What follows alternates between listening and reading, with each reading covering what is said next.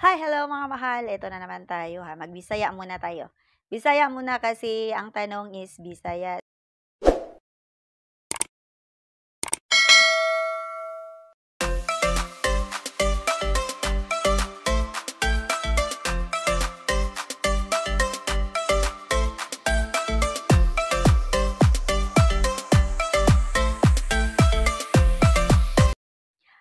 Hi, hello mga mahal. Ito na naman tayo ha. Magbisaya muna tayo. Bisaya muna kasi ang tanong is Bisaya. So, ang pangutana ni Idol, tubago na to karon sa Bisaya. So, kung kamo, dili ka sa butong Bisaya. So, pasensya o gusto ninyo mahibaluan, i-comment lang ninyo Tagalog kay atong tubagon sa Tagalog.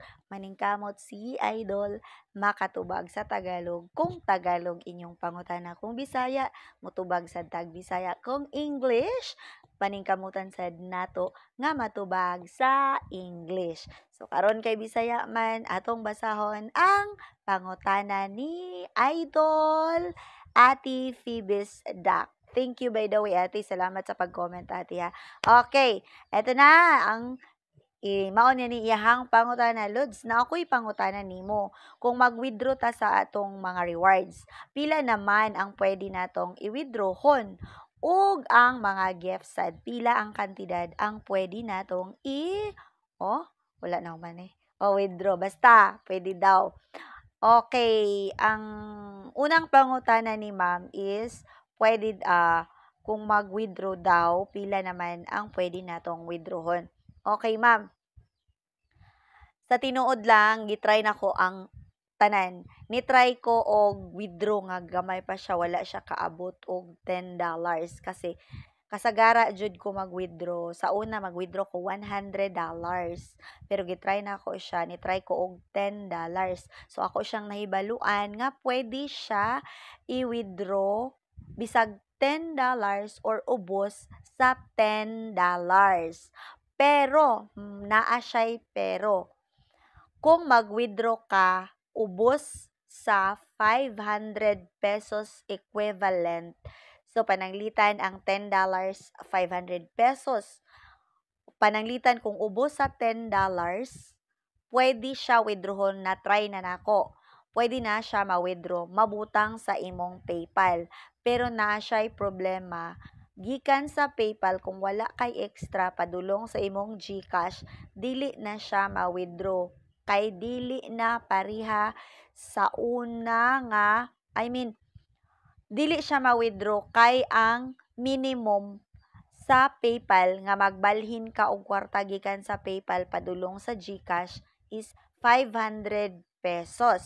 So, aron lang mo makabalo, especially karon na ay bag-o si PayPal nga update. Wala siya or nag-update siya. Wala man siya fee or charging processing fee sa una, no? Free man to sa una magbalhin tag kwarta gikan sa PayPal padulong sa GCash pero karon naa nay charge. So, ma'am, pwede gali ka mo withdraw og below $10 which is below ₱500. Pwede nimo siya kwaon pero mauna nga ang problema nato is dili nimo siya mabalhin gikan sa PayPal padulong sa GCash, di nimo siya mabalhin kung dili moabot og 500.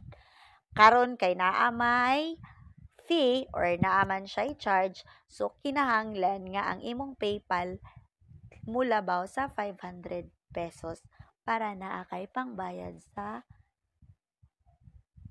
processing fee.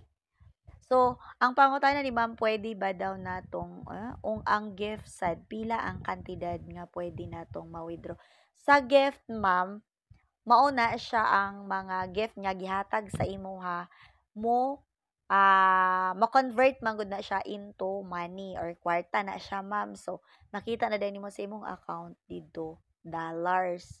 So, mauna nga ang dollars, withdrawon nimo sa TikTok, mopadulong dito sa PayPal. So PayPal. So pag-abot nimo sa PayPal, kinahanglan pagyud nimo na siya i-convert into peso para mabalhin nimo dito sa imong GCash nga peso na siya. Okay? So sana na hinaot nakatulong ni og dako sa imuha, ma'am, og hinaot napahayagan na nako imong mga pangutana. So kung ikaw pareha ni ma'am nga nay mga pangutana bisag Bisaya, tubagon ta ka guys.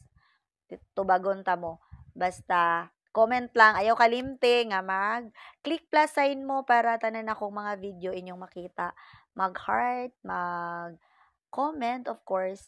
Please copy link and share. Also, pwede po ito ibutang sa favorite, pwede ninyo ito i-save, pwede po ninyo i-repost para ang mga bago nga mga TikTokers makakita o makatabang punta nila. Of course, matabangan sad ko ninyo kay gi-share man ninyo. Mhm. Anyway, maraming salamat ug hinaot nakatabang. Bye-bye.